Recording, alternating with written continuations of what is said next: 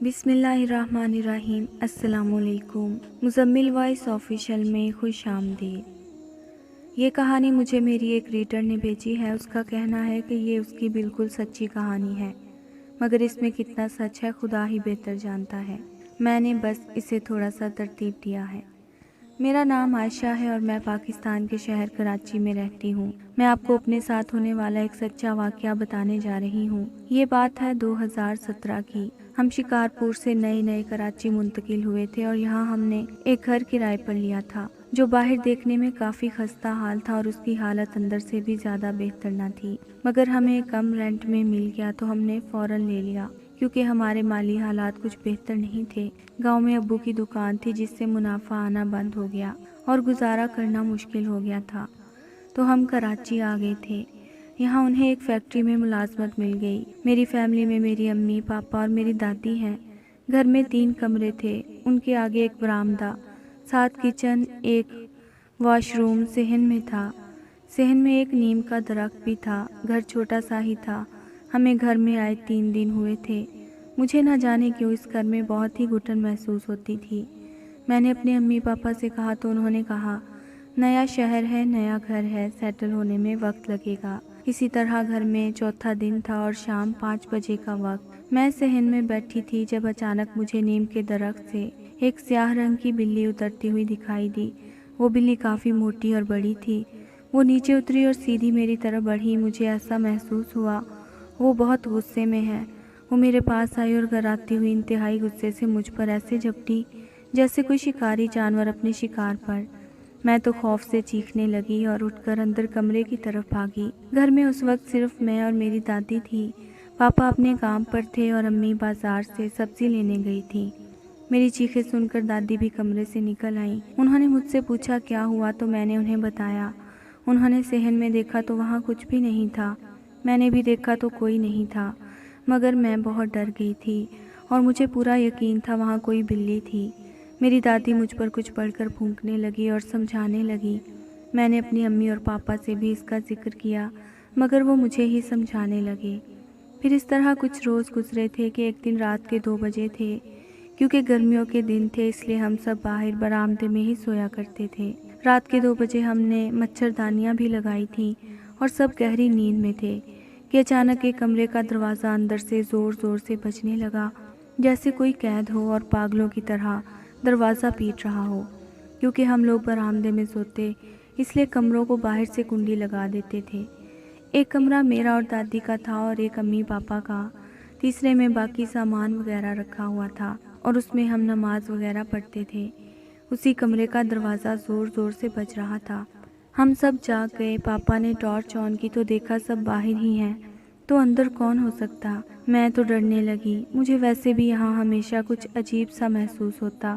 میرے پاپا اپنی مچھردانی کھول کر چارپائی سے اترے تو میری دادی نے انہیں انتہائی دھیمی آواز میں منع کر دیا کہ اندر مت جانا، مگر وہ بولے ہو سکتا ہے کوئی بلی وغیرہ ہو۔ وہ گئے اور انہوں نے دروازہ کھول دیا۔ انہوں نے جیسے ہی دروازہ کھولا انہیں ایک بہت بری بو آئی، ایسی کہ جیسے کوئی سڑی ہوئی لاش سے آتی ہے۔ انہوں نے اپنا ناک بند کر لیا، لیکن اس وقت یہ بات انہوں نے ہمیں نہیں بتائی۔ انہوں نے ٹارچ اندر ماری اور کہا کوئی نہیں ہے اور دروازہ بند کر کے واپس ہو گئے۔ لیکن میں تو ڈر گئی تھی اور مجھے نیند نہیں آ رہی تھی۔ میں بس جو دعائیں یاد تھی پڑھتی رہی اور پھر مجھے بہت دیر بعد نیند آ گئی۔ اس رات کے واقعے کے بعد سب کو یقین ہو گیا تھا کہ گھر میں کچھ نہ کچھ ضرور ہے۔ ہم نے گھر چھوڑنے کا فیصلہ بھی کر لیا تھا، لیکن اب ہم پورے مہینے کا کرایہ ادا کر چکے تھے اور اتنے کم کرائے میں اتنی جلدی کسی اور گھر کا ملنا بھی مشکل تھا، تو ہمیں 1 مہینہ تو یہاں گزارنا تھا۔ پھر ایک رات ایک ایسا واقعہ ہوا جس کے بعد میری حالت بہت بری ہو گئی۔ اس رات تیز بارش تھی۔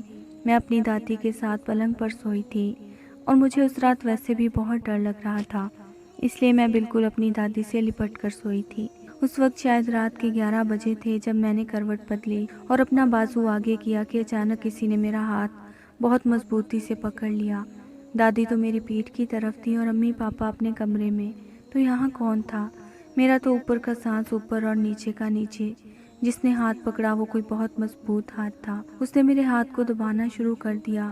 میرا حلق خشک ہو گیا۔ نہ جانے میں کتنی چیخنے کی کوشش کر رہی تھی مگر حلق سے آواز نکل ہی نہیں رہی تھی، اور پھر اچانک ہی سے جس نے میرا ہاتھ پکڑا تھا چھوڑ دیا، اور میں تو خوف کے مارے دادی سے لپٹ گئی۔ اس واقعے کے بعد مجھے 3-4 دن بہت شدید بخار رہا۔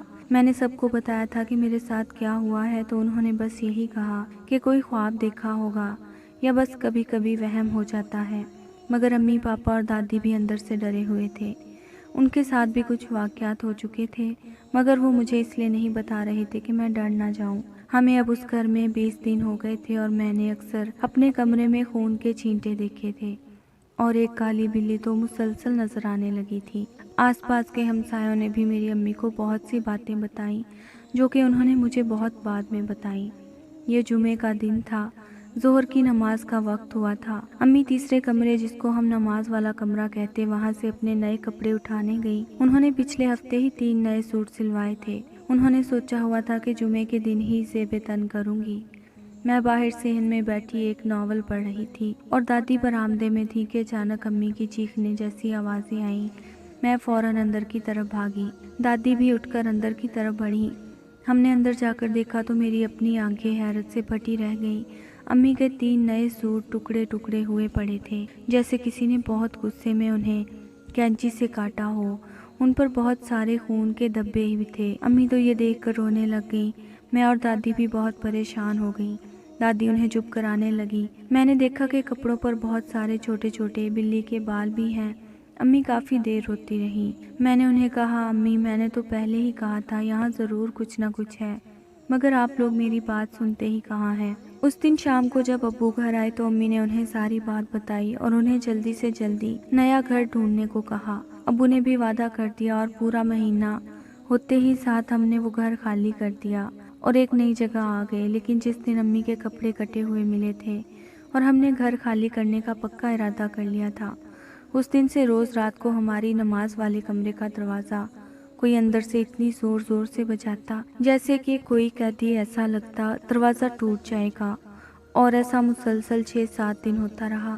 لیکن ہم میں سے کسی کی اتنی ہمت نہیں ہوتی تھی کہ دروازہ کھول کر دیکھیں۔ میری دادی کی طبیعت بھی بہت زیادہ خراب رہنے لگی تھی، اور تو اور جس دن وہ گھر خالی کر رہے تھے اس دن بھی بہت عجیب واقعے رونما ہوئے۔ ہمارے صحن میں کوئی 10-12 کالی بلیاں جمع ہو گئی تھیں اور بار بار عجیب آوازیں نکال رہی تھیں اور کبھی کبھی آپس میں لڑنے لگ جاتی۔ لیکن وہ گھر خالی کرنے پر ہم نے تو خدا کا لاکھ لاکھ شکر ادا کیا۔ نیا گھر اچھا تھا، یہاں ہمارے ساتھ کچھ ایسا ویسا نہیں ہوا۔ پھر مجھے میری امی نے بتایا کہ ساتھ والی پڑوسن آنٹی نے انہیں بتایا تھا کہ بہت پہلے وہاں ایک سکھ فیملی رہتی تھی، 2 میاں بیوی اور ان کی ایک بیٹی تھی۔ اس آدمی کو شراب کی لت تھی اور وہ اپنی بیوی کو بہت مارتا تھا اور اپنی بیٹی پر بھی تشدد کرتا تھا۔ کبھی کبھی اپنی بیوی اور بیٹی کو گھر سے نکال دیا کرتا تھا۔ وہ دونوں بہت تنگ تھیں اور ایک دن اس کے شوہر نے نشے کی حالت میں رات کے وقت بیوی اور بیٹی کو کمرے میں بند کر کے آگ لگا دی۔ آس پاس کے لوگ شور سن کر آئے اور آگ بجھانے کی بہت کوشش کی، مگر دونوں ہی جل کر مر گئیں اور وہ خود بھاگ چکا تھا۔ کچھ دنوں بعد اسے بھی پولیس نے گرفتار کر لیا۔ پھر کچھ عرصہ تو گھر خالی رہا۔ پھر اس آدمی کے بھائی نے ہی کچھ کام وغیرہ کروا کر کرائے پر دے دیا۔ 2 سال پہلے وہاں ایک نیا شادی شدہ جوڑا رہنے آیا، مگر انہیں 2 مہینے ہی ہوئے تھے کہ ان کی بھی شاید سلنڈر پھٹنے یا لیک ہونے کی وجہ سے جل کر موت ہو گئی۔ ان آنٹی نے یہ بھی بتایا کہ اکثر گھر میں سے رات کو دروازہ بجنے کی آوازیں آتی تھیں اور کبھی کبھی کسی عورت کے رونے کی آوازیں۔ کبھی تو گلی میں کھیلتے بچوں نے بھی بتایا کہ انہیں وہاں کچھ عجیب و غریب چیزیں دکھائی دیتی ہیں۔ اور جس دن سے وہ عورت اور اس کی بیٹی مری تھی، اس سے 3 دن بعد ہی اس گھر میں ایسے واقعات ہونا شروع ہو گئے تھے۔ اور بھی کافی ہمسایوں نے میری امی کو اس بارے میں بتایا تو اور میری امی نے یہ بھی بتایا کہ جس رات میرا ہاتھ کسی نے پکڑا تھا، اسی رات بارش میں وہ رات کو اٹھ کر واش روم جا رہی تھی۔ انہوں نے دیکھا کہ صحن میں نیم کے درخت کے نیچے ایک گنجی عورت بیٹھی ہے جس نے کالا لباس پہن رکھا تھا۔ وہ رو رہی تھی۔